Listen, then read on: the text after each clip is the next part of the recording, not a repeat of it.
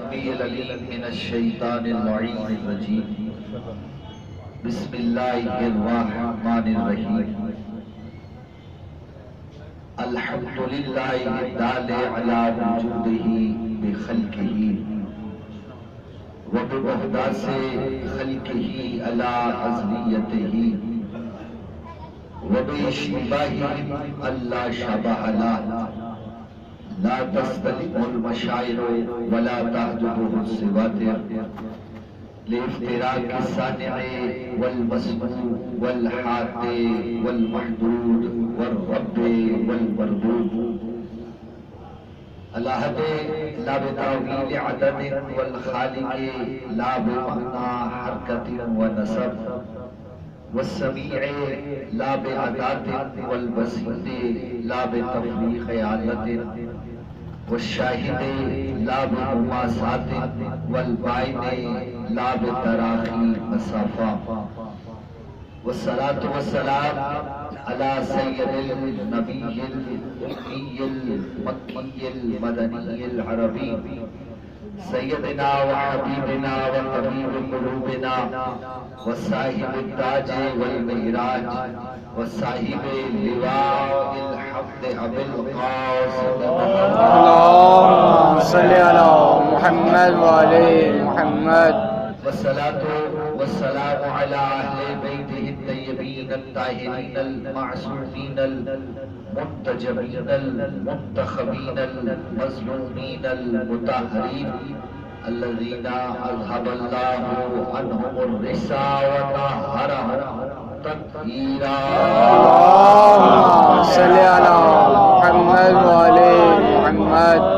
ولعنة الله يشمر على أعدائهم أجمعين من يومنا هذا إلى يوم الدين.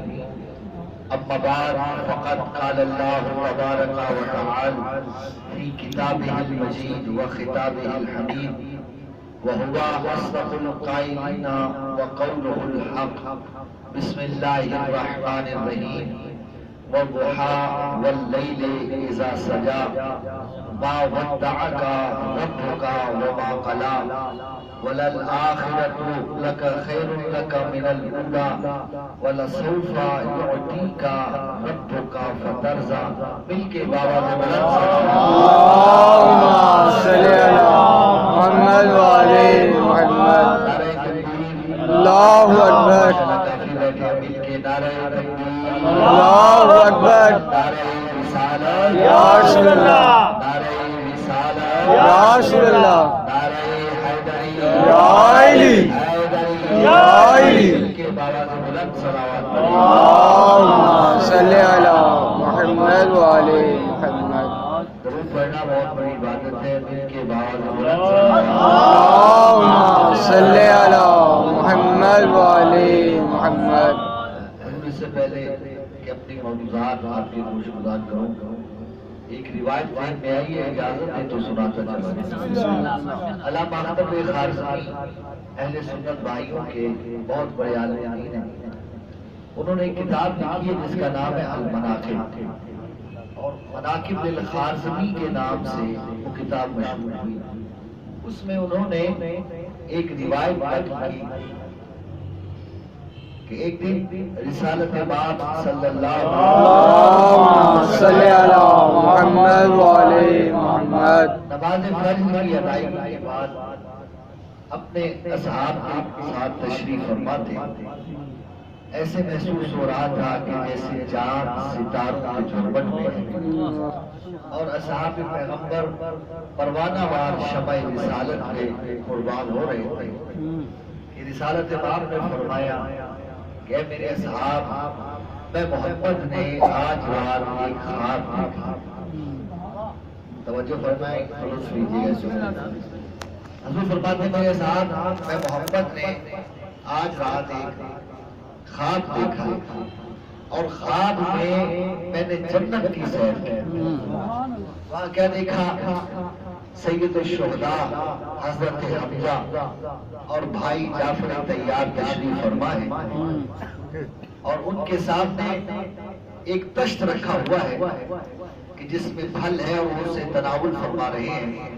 اور اس شان سے تناول فرما رہے ہیں کہ اگر ایک پھل سے جی بھر گیا، تشت میں بچا ہوا باقی پھل دوسرے پھل کی شکل اختیار کر گیا۔ مثال کے طور پہ سیب کھا رہے تھے، سیبوں سے جی بھر گیا، باقی بچے ہوئے سیب انار بن گئے۔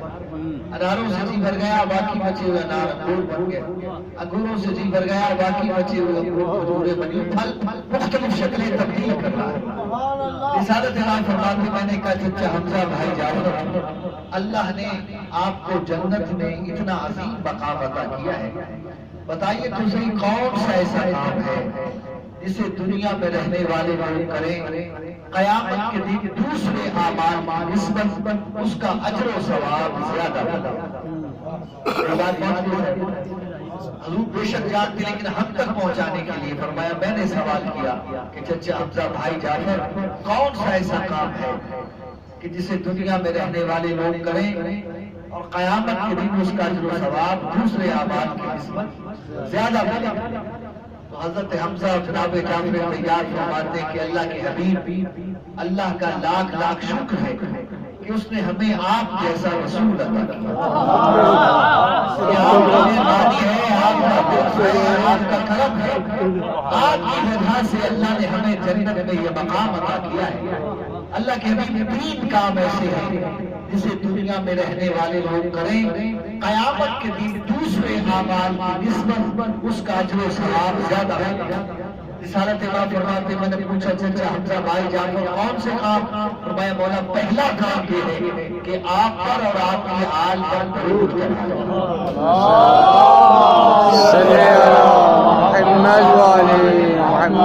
درود پڑھنے ایک ایسا عمل ہے کہ جس کا جو ثواب قیامت کے دن دوسرے اعمال کی نسبت زیادہ ہے۔ اجازت ہے دوسرے دو کاموں بتا سکتا۔ رسالت امام فرماتے میں نے پوچھا چچا حمزہ بھائی جعفر دوسرا کام کا مولا سقی الماء، لوگوں کو پانی پلانا۔ یہ کتنا بڑا عمل ہے کہ جس کا اجر قیامت کے دن دوسرے اعمال کی نسبت زیادہ ملے گا۔ روایات میں موجود ہے کہ جو شخص یوم عاشور لوگوں کو پانی پلاتا ہے، قیامت کے دن اللہ اسے شہدائے کربلا میں باشور کرے۔ اتنا بڑا عمل ہے پانی کا پلانا۔ تیسرا کام کیونکہ حوالہ پہلے دے چکا، اختر خارج اہل سنت بھائیوں خیال مدین المناقب کتاب اٹھا کے دیکھیے گا۔ رسالت امام فرماتے میں نے پوچھا چچا حمزہ بھائی جعفر تیسرا کام وہ کون سا ہے جس کا اجر و ثواب دوسرے اعمال کی نسبت زیادہ ملے گا؟ تو حضرت حمزہ اور جناب جعفر تیار نے بیک جمع ایک ہی جملہ کہا کہ اللہ کے حبیب تیسرا کام ولایت اخی کا علی ابن ابی طالب، آپ کے بھائی علی کی ولایت کا اقرار کرنا۔ اس کے بعد اللہم صلی علی محمد وعلی محمد۔ علی مولا علی مولا علی مولا علی مولا۔ صاحبان مجھے بھی احساس ہے کہ سردی کا موسم ہے، یقیناً سردی محسوس ہوتی ہے، لیکن ایک میرا عقیدہ بھی ہے کہ محمد و اہل بیت محمد علیہ السلام کا جو ذکر ہے یہ کسی موسم کا محتاج نہیں ہے، اور جو آپ کے دل میں ولایت آل محمد کی گرمی اس پہ یہ موسم کبھی اثر انداز نہیں ہو سکتا۔ بس چند ایک مروزات کرنا چاہ رہا تھا، اگر آپ ساتھ چلیں تو شروع لطف لیجیے گا۔ سورہ والضحیٰ کی ابتدائی آیات تلاوت کرنے کا شرف حاصل کیا گیا۔ ارشاد خداوند متعال ہے کہ میرا حبیب والضحیٰ واللیل اذا سجا، میرا حبیب مجھے دل کی قسم، میرا حبیب مجھے رات کی قسم جب چھا جائے، ما ودعک ربک وما قلی، تیرے پروردگار نے نہ تو کبھی تجھے اکیلا چھوڑا ہے نہ ہی وہ کبھی تجھ سے ناراض ہوا۔ وَلَلْآخِرَةُ لَكَ خَيْرٌ لَكَ مِنَ الْأُولَىٰ، اور میرا حبیب تیرا انجام، تیری آخرت تیری اس دنیا سے کہیں بہتر ہے۔ وَلَسَوْفَ يُعْطِيكَ رَبُّكَ فَتَرْضَىٰ، میرا حبیب ان قریب تجھے وہ عطا کروں گا جس سے تو راضی ہو جائے۔ ماشاءاللہ بڑے باشعور لوگ آپ تشریف فرمائیں، لیکن اللہ نے اس سورہ کی ابتدا میں دو قسمیں اٹھائی۔ والضحى واللیل اذا سجى. میرا حبیب مجھے دن کی قسم، میرا حبیب مجھے رات کی قسم. صاحبان جو قرآن پڑھنے کا ذوق رکھتے ہیں ان کی نظر ایک جملہ کرنا چاہ رہا تھا کہ اللہ نے قرآن میں متعدد قسمیں اٹھائی، بہت ساری قسمیں اللہ نے اٹھائی ہیں.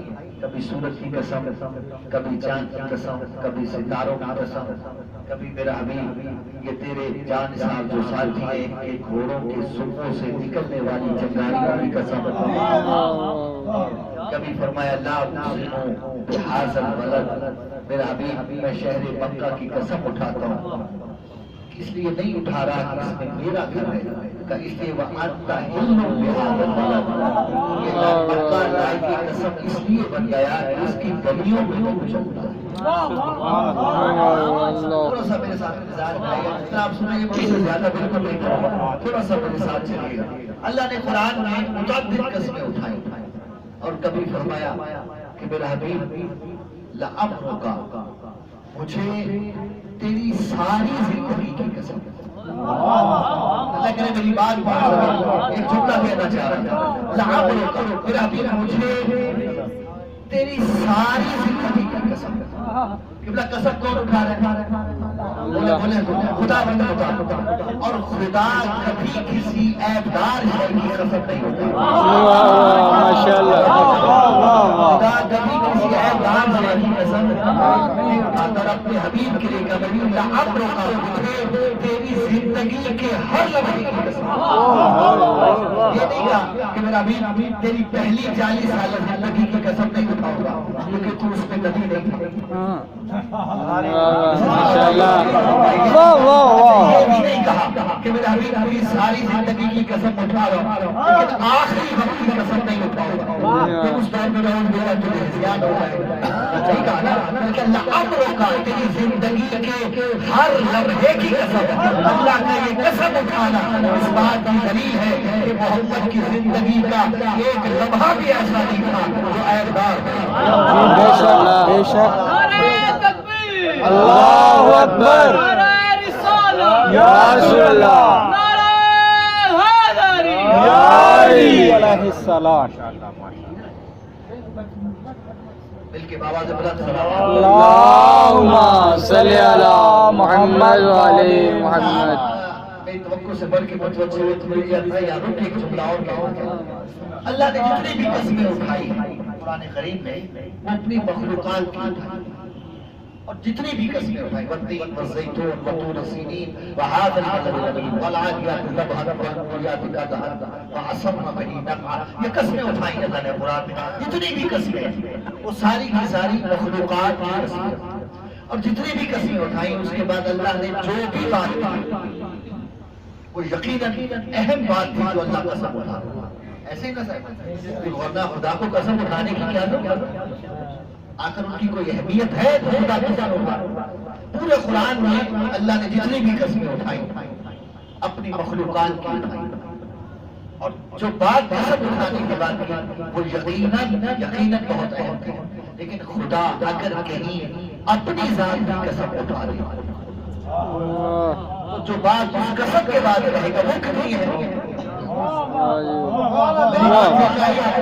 مخلوقات کی قسمیں اٹھائی تو جتنی باتیں کی ساری کی ساری انتہائی اہمیت کیا. تو جہاں اللہ اپنی ذات کی قسم اٹھا پھر اگر اپنی ذات کی قسم اٹھا کے کہنا چاہے تو وہ بات کتنی ہے؟ پورے قرآن میں صرف ایک مقام ہے کہ جہاں اللہ نے اپنی ذات کی قسم اٹھائی ہے کہ میرا حبیب فلا وربک لا یؤمنون حتی یحکموک فیما شجر بینہم. میرا حبیب مجھے تیرے رب کی قسم یہ جتنے تیرے پاس بیٹھ کے دعوی ایمان کر رہے ہیں ان میں سے کوئی بھی مومن نہیں.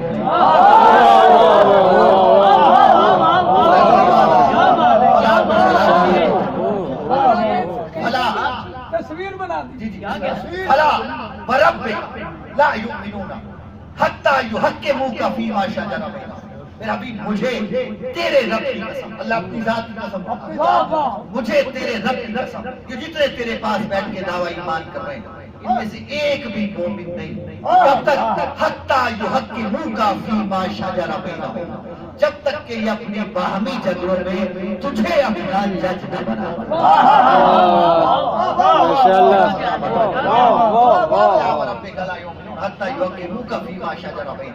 اور صرف جج بنانا کافی نہیں، ثم لا یجدوا فی انفسہم حرجا مما قضیت، میرا بھی پھر تو فیصلہ کر دے اس میں کسی قسم کا شک نہ کر۔ اگر شک کر دیا پھر بھی ایمان والے، اور صرف شک نہ کرنا کافی نہیں، وَيُسَلِّمُوا تَسْلِيمًا، اور تیرے فیصلے کو اس طرح تسلیم کریں جیسے تسلیم کرنے کا حق ہے۔ قبلہ قرآن کبھی مفروضوں پہ بات نہیں کرتا، کچھ تو تھے جنہوں نے رسول کو اپنا جج نہیں مانا، کچھ تو تھے جنہوں نے رسول کے فیصلے میں شک کیا، کچھ تو تھے جنہوں نے رسول کے فیصلے کو دل سے تسلیم نہیں کیا۔ تو قرآن کہہ رہا ہے، خدا اپنی ذات کی قسم اٹھا کے کہہ رہا ہے کہ جو یہ تین کام نہ کرے، توجہ چاہ رہا ہوں، وہ اللہ کے نزدیک صاحب ایمان نہیں۔ مجھے سمجھ نہیں آئی، انہیں اللہ مومن نہیں سمجھتا، وہ امیر المومنین کیسے ہو؟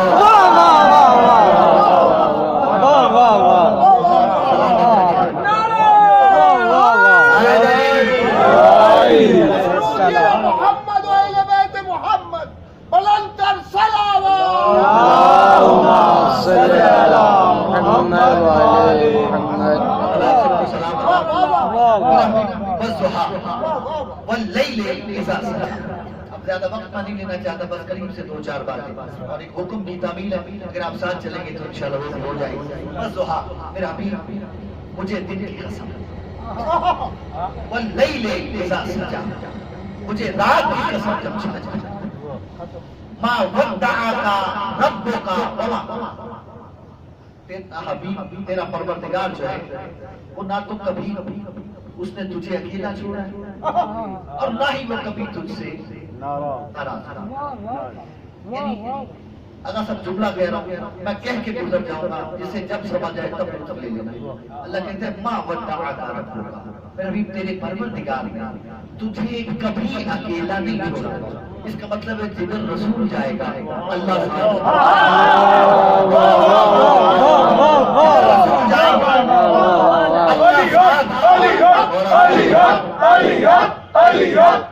گا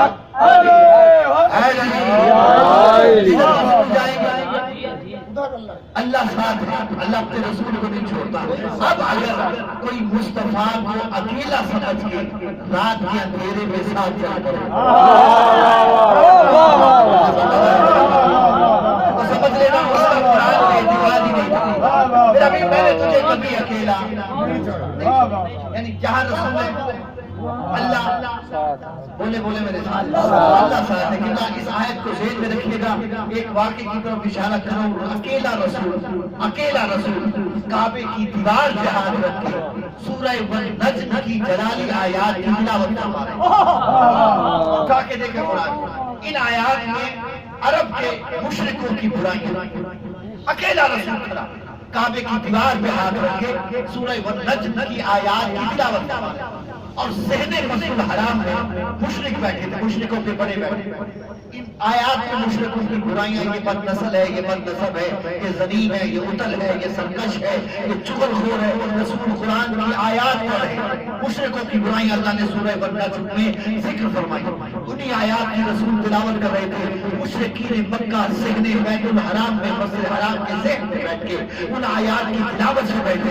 اب مشرک تو یہ نہیں کہے گا نا کہ مصطفیٰ قرآن پڑھ رہے ہیں۔ ایک نے دوسرے کی طرف دیکھا، ایک کہتے ہیں یہ ابو طالب کا بھتیجا، یہ عبداللہ کا لخت جگر، یہ ہمیں کب تک گالیاں دیتا رہے گا؟ یہ مشرک کبھی نہیں کہے گا کہ مصطفیٰ قرآن پڑھے، وہ تو یہی سمجھ رہا ہے کہ محمد ہمیں گالیاں دے رہا ہے، جبکہ مصطفیٰ گالی کبھی نہیں دیتا، مصطفیٰ کو قرآن کی آیات سنا رہے ہیں۔ انہوں نے دیکھا یہ کب ہمیں گالیاں دیتا رہے گا۔ ایک نے دوسرے کو دیکھا، کہتا چاہتا کیا ہے؟ کہ تو دیکھ نہیں رہا کہ محمد اکیلا ہے، موقع اچھا ہے، جا تلوار نکال، محمد کا سر تک سے جدا کر دے، سارا قصہ ہی ختم ہو جائے گا۔ جب وہ اٹھا تلوار لے کے چلا مصطفیٰ کی طرف، وہ جس نے قتل محمد کا مشورہ دیا تھا، ابھی وہ تلوار والا مصطفیٰ تک پہنچا نہیں تھا کہ آواز دے کہتے خبردار محمد پہ تلوار نہ چلانا، خبردار واپس آ جاؤ. وہ واپس پلٹا، کہتے تو نے مجھے خود قتل کا مشورہ نہیں دیا. کہا میں نے ہی تو دیا ہے. کہا پھر تو نے منع کیوں کیا؟ تیرے دل کیوں ضبط ہو گیا؟ تیرے چہرے کی ہوائیاں کیوں رہی ہیں؟ کہ میں نے تجھے کہا نہیں تھا کہ محمد اکیلا ہے، جا کے قتل کر دو. کہا یہی تو کہا تھا. کیا تو اکیلا سمجھ کے جا رہا تھا؟ کہا میں اکیلا سمجھ کے جا رہا تھا. ارے بدبخت تو اکیلا سمجھ کے جا رہا تھا. وہ دیکھ دور کھڑا ابو طالب محمد کی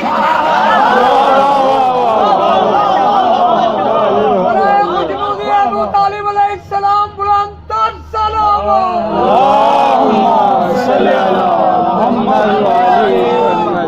مربی رسول محسن رسول حضرت ابو طالب علیہ السلام بلند سے بلند سلام.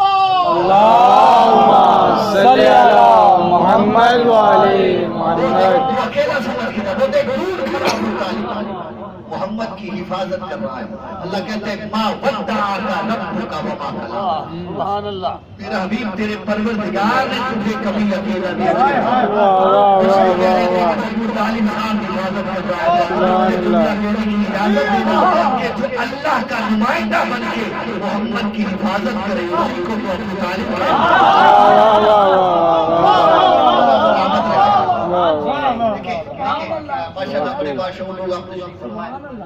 سرکار ابو طالب کا تذکرہ ہے تو وہ جملے رک کے کہنا چاہتا ہے.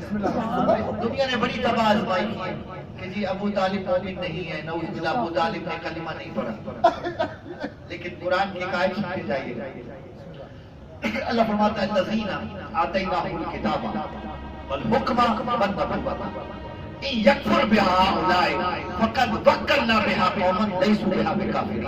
اللہ فرماتا ہے کہ میرے صاحبان کتاب و حکمت و نبوت کا ساری دنیا انکار کر دے. اللہ کہتا ہے مجھے پرواہ نہیں.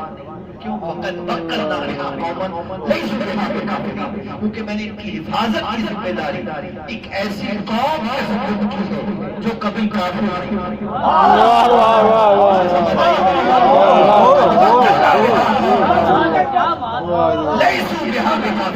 اللہ کہتا ہے صاحبان کتاب و حکمت و نبوت کا ساری دنیا انکار کر.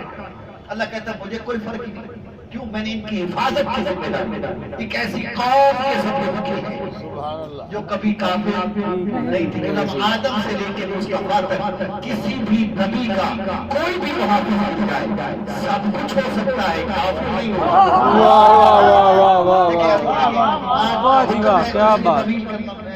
اتنی زیادہ بات سرکار ابو طالب کے ایمان پہ نہیں کیا کرتا کہ ہمیں ضرورت ہی نہیں کسی کو بتانے کی کہ ابو طالب مومن ہے یا نہیں.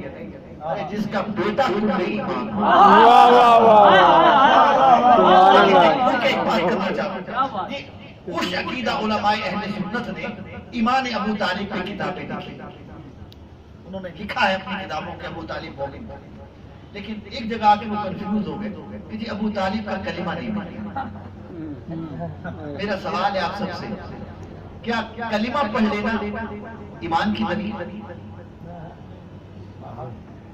نہیں، آپ میرے ساتھ چلیں گے تو اچھا شاہد تاریخ سے شاہد رسالت باب صلی اللہ علیہ وسلم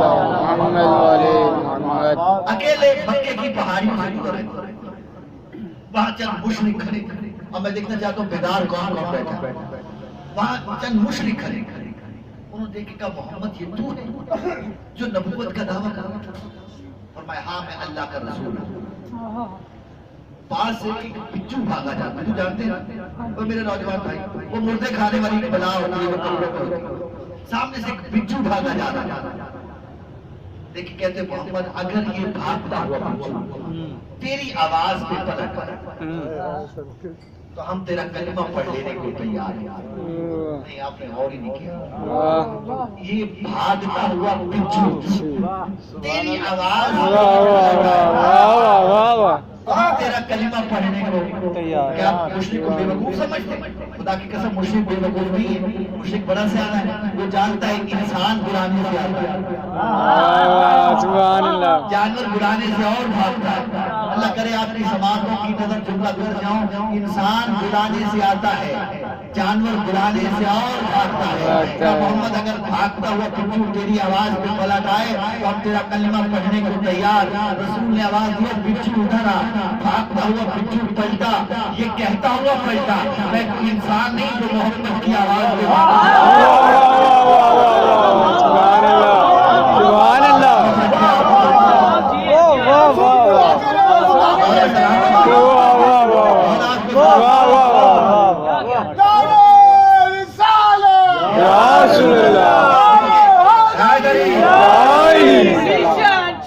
حسین بادشاہ حسین بادشاہ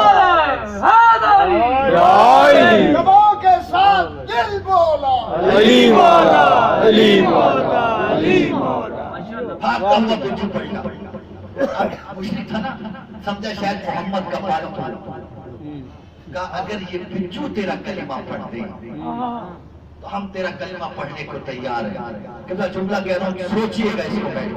قبلہ بچو نے کلمہ پڑھا, اشہدو ان لا الہ الا اللہ واشہدو ان محمد رسول اللہ. بچو کے منہ سے کلمہ سن کے کچھ لوگ مسلمان ہو گئے. مولا سلامت رکھے. بچو کے منہ سے کلمہ سن کے میرے نوجوان بھائی, بچو کے منہ سے کلمہ سن کے کچھ لوگ مسلمان. بس کہنا میں اتنا چاہتا ہوں, بچو کے منہ سے کلمہ سن کر مسلمان ہونا اور بات ہے, محمد کی زبان سے کلمہ سن کر مسلمان ہونا. کتنے واقعات بتاؤں. بچو نے کلمہ پڑھا, رسول چلے جائے تھے, کسی کو محمد اگر یہ انگریز کلمہ پڑھا ہم تیرا کلمہ پڑھنے کو تیار. انگریزوں نے کلمہ پڑھا, جانوروں نے کلمہ پڑھا, درختوں نے کلمہ پڑھا, لیکن آج تک کسی مورخ نے یہ نہیں لکھا کہ بچوں میں سے فلاں بچو سب سے پہلے ایمان لائے.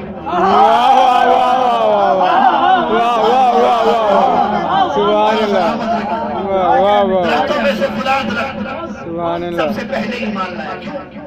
اس لیے کہ کلمہ پڑھ لینا ایمان کی دلیل نہیں. توجہ چاہو, ایمان ہے دل سے تسلیم کرنے کا نام.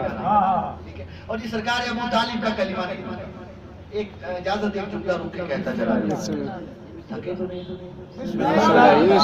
میرے نوجوان بھائی.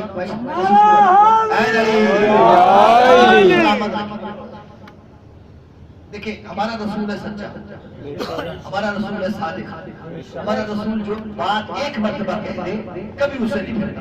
ایسے ہے ہر مسلمان کا ایمان. اب طریق اٹھا کے دیکھیں کہ رسالت باب صلی اللہ علیہ وآلہ وسلم اپنے گھر میں تشریف فرماتے, سید الشہداء حضرت حمزہ تشریف لائے.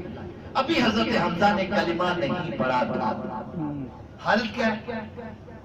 ہاتھ میں کمان ہے, کمان سے خون کے قطرے ٹپک رہے. کہاں ہے جہاں سرکار مصطفیٰ بیٹھے؟ آپ کہتے ہیں محمد میں بھتیجے کعبہ کی طرف سے آ رہا تھا, وہاں بیٹھا ابو جہل آپ کو برا بھلا کہتا. مجھے غصہ آیا, میں نے اس کے سر میں کمان مارا, اس کا سر پھٹ گیا. قبلہ یہ جملہ کہنا تھا حضرت حمزہ کا. رسالت ماں فرماتے حمزہ حمزہ حمزہ نہ تو تجھے چچا کہوں نہ تیری مدد قبول کروں گا جب تک کہ تو میرا کلمہ نہ پڑھ لے. واہ واہ واہ واہ, سبحان اللہ سبحان اللہ, ماشاء اللہ. نہ تو آپ کو چچا کہوں نہ آپ کی مدد قبول کروں گا جب تک کہ آپ میرا کلمہ نہ پڑھ لو. اسی تاریخ کے چند برطور پر رسالت امام مسجد الحرام میں نماز پڑھ رہے تھے. حالت سجدہ میں گئے, ابو جہل آیا, اونٹ کی بھری ہوئی اوجڑی رسول کی پشت میں رکھ کے بھاگتا ہوا ہنستا چلا گیا. رسالت امام نے بڑی کبیدہ خاطر ہو کے اس اوجڑی کو چھڑایا. کہاں آئے جہاں سرکار ابو طالب بیٹھے تھے. فرماتے چچا خدا نے میرے ساتھ یہ کیا ہے, کیا آپ میری مدد نہیں کرو گے؟ خدا نے میرے ساتھ یہ کیا, چچا خدا نے میرے ساتھ یہ کیا ہے, کیا آپ میری مدد نہیں کرو گے؟ یہی سچا رسول چند دن پہلے حمزہ سے کہہ رہے تھے نہ تجھے چچا کہوں گا نہ تیری مدد قبول کروں گا جب تک کہ تم میرا کلمہ نہ پڑھ لے. وہی صادق رسول ابو طالب کو چچا بھی کہہ رہا ہے, مدد کروں گا. واہ واہ واہ واہ واہ. اچھا چلیں ایک جملہ اور آگے چلیں. دیکھیں رسالت امام صلی اللہ علیہ وآلہ وسلم تقریباً 6 سال کا سن مبارک تھا. جب سرکار عبد المطلب کا وصال ہوا، ایسے یہ بڑے حوصلے سے یہ جملہ سننا پڑے گا، اگر پہنچ گیا تو بڑے کام کی بات کروا جائے۔ 6 سال کا سن مبارک سرکار عبد المطلب کا جب وصال ہوا، 6 سال کی عمر میں سرکار رسالت امام کفالت میں آئے سرکار ابو طالب، ایسے 6 سال کے سن مبارک سے لے کے 25 سال کے سن مبارک تک رسول پلتے رہے ابو طالب کے دسترخوان پر۔ جی بالکل ایسے 25 سال کے جب سن مبارک ہوا تو سرکار رسالت امام کا عقد ہوا سرکار جناب خلیفۃ الکبریٰ سے، جی اور جب عقد ہونے لگا تو مہر کی بات چلی تو سرکار ابو طالب نے ایک جملہ کہا، فرمایا اعجل ہو بالمال، خدیجہ کا حق مہر میرے مال سے، جی یعنی رسول کا پہلا حق مہر سرکار ابو طالب نے اپنے مال سے عطا کیا۔ 25 سال سے لے کے 40 سال تک رسالت امام سرکار جناب خلیفۃ الکبریٰ کے ساتھ بڑی مالدار خاتون تھی۔ جب 40 سال کے سن مبارک میں اعلان نبوت کیا تو جتنا مال تھا بی بی نے اللہ کی راہ میں خرچ کر دیا، ایسے ہی ہے یہ نہیں؟ جی بالکل خرچ کر دیا، تاریخ ایک فرق اگر پہنچ گیا تو درست ہے۔ اس کے بعد ایک وقت آیا سرکار ابو طالب شیب ابی طالب میں لے کے چلے گئے، 3 سال تک مزید سرکار رسالت امام پلتے رہے ابو طالب کے دسترخوان پر۔ توجہ چاہو، اور یعنی یہ تقریباً 22 سے 23 سال کا عرصہ ہے جو سرکار ابو طالب کے دسترخوان سے رسول کھاتے رہے، رسول کھاتے رہے 22 سے 23 سال کا عرصہ سرکار ابو طالب کے دسترخوان سے۔ اس کے بعد سرکار ابو طالب اور جناب خلیفۃ الکبریٰ دونوں کا وصال ہو گیا، ایک ہی سال وصال نے آپ اسے آپ حسن کرا دیا۔ اس کے بعد اللہ نے حکم دیا اپنے حبیب کو کہ میرے حبیب آپ مکہ سے مدینہ ہجرت کریں۔ توجہ چاہ رہا ہوں، مدینے کے باہر رسالت امام نے ایک مسجد کی بنیاد رکھی کہ جسے ہم آج مسجد قباء کے مقام پہ پہلی اسلام کی مسجد جو بنائی گئی وہ قباء ہے، مسجد قباء۔ 3 دن رسالت امام نے وہاں قیام کیا۔ اس کے بعد رسالت امام قباء سے اٹھے مدینہ منورہ تشریف لے آئے۔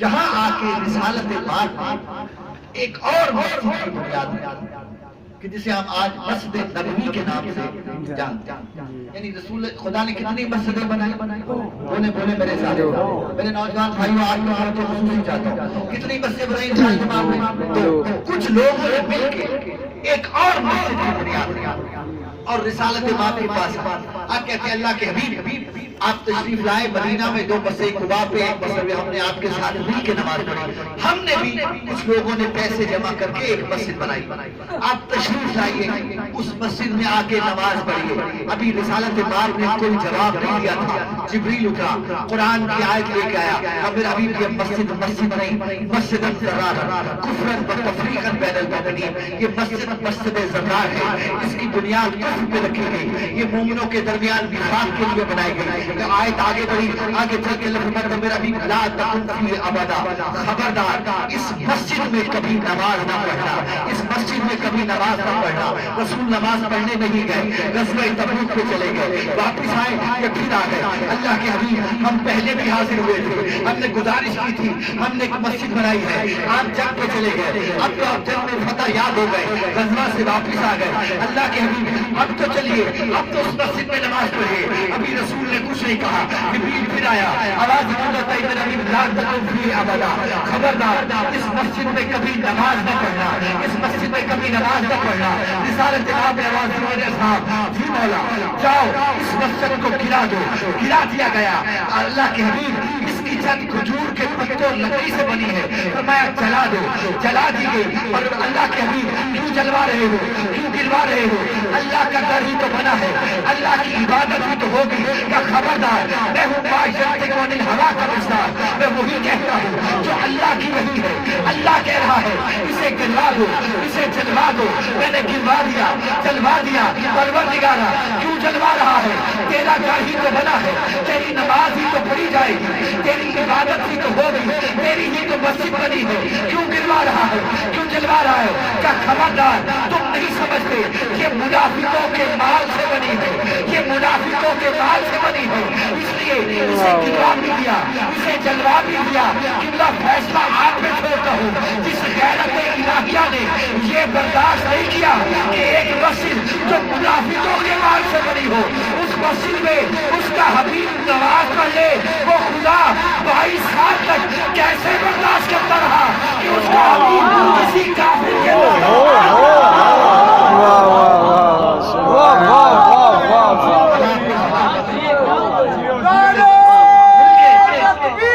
اللہ اکبر.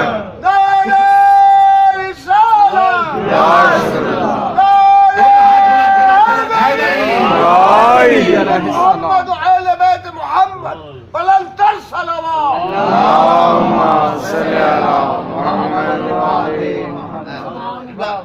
میرے شیعہ سنی بھائی تشریف فرمائے. میں گزارش کرنا چاہتا ہوں کہ اگر آپ کے سامنے سرکار ابو طالب کو کوئی کافر کہہ دیں تو اس کا غصہ نہ کیے. یاد رہے ہو بسم اللہ. اور آپ کو سلام بنا کے اس کا غصہ کیوں؟ اس لیے کہ لوگوں نے سرکار علی کے سامنے کہہ دیا. علی مسجد کوفہ میں منبر پہ بیٹھے خطبہ دے رہے تھے.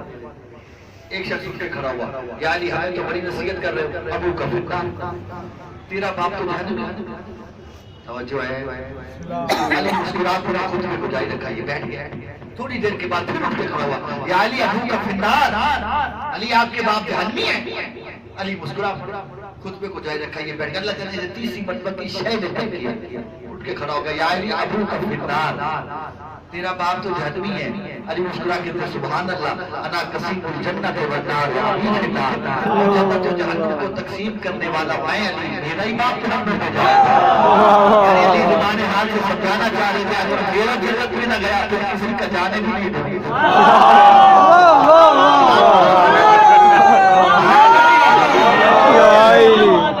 اگر میرا نہ گیا تو کسی کا بھی نہیں جانے دینا. اور یہ کہہ کے علی نے ایک جملہ فرمایا, تو میرے باپ کے ایمان کی بات کر رہا, سن میرا بابا ابو طالب اگر قیامت کے دن اولین و آخرین کے سب گناہگاروں کی شفاعت کرنا چاہو تو خدا کبھی اس کی شفاعت کو رد نہیں کرے. اب آپ قرآن اٹھا کے دیکھنا, اللہ قیامت دن شفاعت کی قبول کرے. سبحان اللہ. علی فرما میرا بابا ابو طالب, تو میرے بابے کے ایمان کی بات کر, میرا بابا ابو طالب قیامت کے دن اولین و آخرین کے سب گناہگاروں کی شفاعت کرنا چاہتا ہے تو خدا کبھی اس کی شفاعت کو رد نہیں کرے گا. نہیں کرے گا. اور یہ کہہ کہ علی نے کائنات کی قیمت کے ایک جملہ کہا, اللہ کرے کسی کو تو سمجھ آئے. علی فرماتے تو میرے بابا کے ایمان کی بات کر رہا, سن اگر ایک میزان لگا دو اور اس کے ایک پلڑے میں اولین و آخرین کے سب صاحبان ایمان کے ایمان رکھ دو, دوسرے پلڑے میں اکیلے میرے بابا ابو طالب کا ایمان رکھ دو. علی فرماتے لگت چاہا ایمان ابو طالب, میرے بابا کے ایمان کا پلڑا زمین سے گرے گا. خدا گواہ ہے, سامنے علی فرماتے ایک پلڑے میں اولین و آخرین کے سب صاحبان ایمان کے ایمان رکھو, دوسرے میں اکیلے میرے بابا ابو طالب کا ایمان رکھو. اس بدلے میں اولین و آخرین کے سب صاحبان ایمان کے ایمان رکھے جا رہے ہیں, اس بدلے میں کل ایمان کا اپنا ایمان بھی شامل ہے. پھر سوچیے گا ابو طالب کا مقام حضرت ابو طالب علیہ السلام صلوات.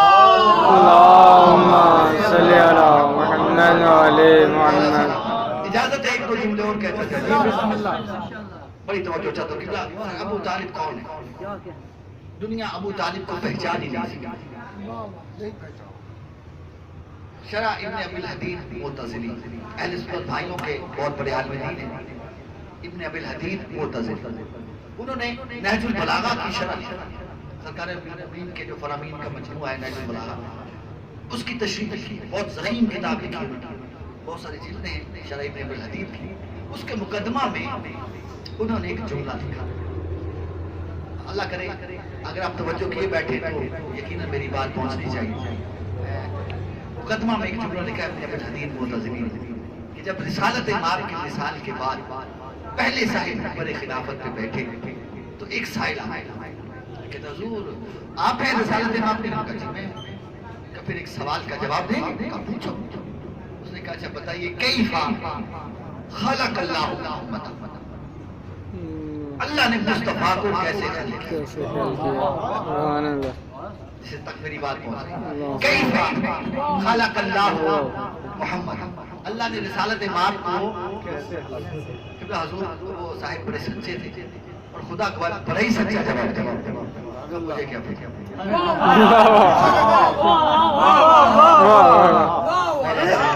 میں نے بندے دیکھا قبلہ دوسرے صاحب جب آئے وہ سائل پھر آگے آ کے کہتا ہے حضور آپ میں بتاؤ کیف خلق اللہ محمد.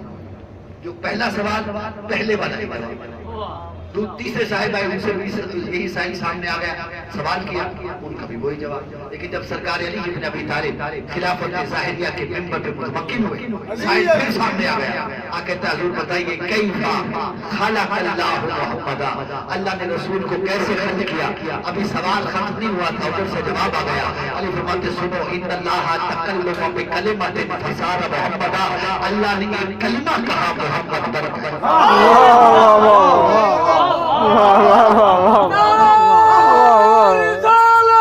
یا رسول اللہ اسائل کے ذمہ تھا نا کہ علی بن کہیں گے بھلا شہر سے بھلا طریقے سے خلق کیا تو میں کو رسول تو کہتے سب سے پہلے میں خلق ہوا وہ شہر پہلے ہو جائے. علی فرماتے ان اللہ تکلم بکلمۃ فصار محمد. اللہ نے ایک کلمہ کہا مصطفیٰ بن. یعنی سرکار علی نے رسالت مآب کو کیا کہا کلمہ. سرکار ابو طالب کچھ شعر لکھے رسالت مآب کی شان. وہ شعر اس طرح تھا وَمِيزَانُ صِدْقٍ لَا يَبْخَسُهُ شَعِيرَةً وَوَزَانُ عَدْلٍ وَزَنَهُ غَيْرُ زَائِدٍ. اب اس شعر کی تشریح میں چلا جاؤں تو بہت وقت دوں گا لیکن صرف اس کا آسان سا ترجمہ آپ کی گوش گزار کر رہا ہوں. حضرت ابو طالب کہہ رہے تھے کہ میرا محمد صدق اور عدل کی میزان. سرکار ابو طالب نے کیا کہا صدق اور عدل. سرکار علی نے کیا کہا کلمہ. تین لفظوں کا نا صدق عدل کلمہ. ان تین لفظوں سے مل کے قرآن کی آیت تمت کلمت ربک صدق و عدل. سبحان اللہ توجہ چاہتے دو لفظ بات کے ایک لفظ بولے. ابو طالب نے صدق اور عدل کہا. علی نے کلمہ کہا. اچھا علی نے کلمہ کہا ہے مدینے میں. ابو طالب نے صدق و عدل کہا مکہ میں. توجہ چاہتے نہیں آپ پیچھے رہ گئے تو مجھے جملے کی وضاحت کرنی پڑے گی. پہلے ابو طالب نے صدق و عدل کہا مکہ میں آئے تو صحیح مدینے. اب آپ ایمان سے بتانا قرآن نے ابو طالب سے لیا یا ابو طالب نے قرآن سے لیا؟ فیصلہ بھی نہیں کرتے. آگے چلتے سرکار ابو طالب نے کچھ اور شعر لکھے. اعوذ برب الناس من کل طائن علینا بسوء اور ملحد باتیں. میں لوگوں کے پروردگار کی پناہ میں جاتا ہوں ہر باطل سے بھاگ. یہ سرکار ابو طالب کا شعر ہے. اعوذ برب الناس ابو طالب نے مکہ میں کہا. کل اعوذ برب الناس مدینے میں کہا. کل اعوذ برب الناس مدینے میں کہا. اچھا حضور سرکار رسالت مآب کا نکاح کس نے پڑھا؟ بولے ابو طالب. اچھا سرکار ابو طالب کا نکاح کس نے پڑھا؟ نہیں حضور سرکار ابو طالب کا نکاح ابو طالب کا خطبہ. اس کا جو خطبہ یہ تھا اس کے جملے یہ تھے الحمدللہ رب العالمین رب المشعر والحتیم. حضرت ابو طالب نے اپنے نکاح کا خطبہ خود پڑھا. یہی تو شرف ہے. سرکار علی بن ابی طالب نے کہا کہ ہم وہ ہیں عربوں میں صرف ہم وہ ہیں جو نکاح کی اولاد.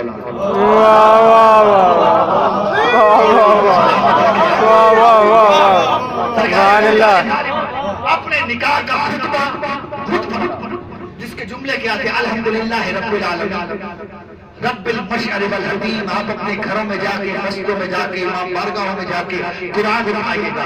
شروع ہونا ہے الحمدللہ رب العالمین سے. آخری میں قل اعوذ برب الناس. ایمان سے بتانا قرآن نے ابو طالب سے لیا یا ابو طالب نے قرآن سے لیا؟ کہ یہ کبھی نہیں ہو سکتا کہ قرآن ابو طالب سے لے. قرآن کبھی بھی ابو طالب سے نہیں لے گا کیونکہ قرآن معجزہ ہے. قرآن کلام الہی ہے. قرآن کبھی ابو طالب سے نہیں لے گا. تو پھر ماننا پڑے گا ابو طالب نے قرآن سے لیا دیا، لیکن کب کہ قرآن ابھی لوح محفوظ میں ہے، ابھی تو ابھی کو بھی نہیں پتا کہ قرآن کی آیتیں کیا ہے. ارے زمین پہ بیٹھا ابو طالب قرآن کی آیتوں کو کوٹ کر رہا ہے تو پھر ماننا پڑے گا کہ بھتیجے کی طرح چچا بھی عالم لوح محفوظ تھا. واہ واہ واہ واہ ماشاء اللہ.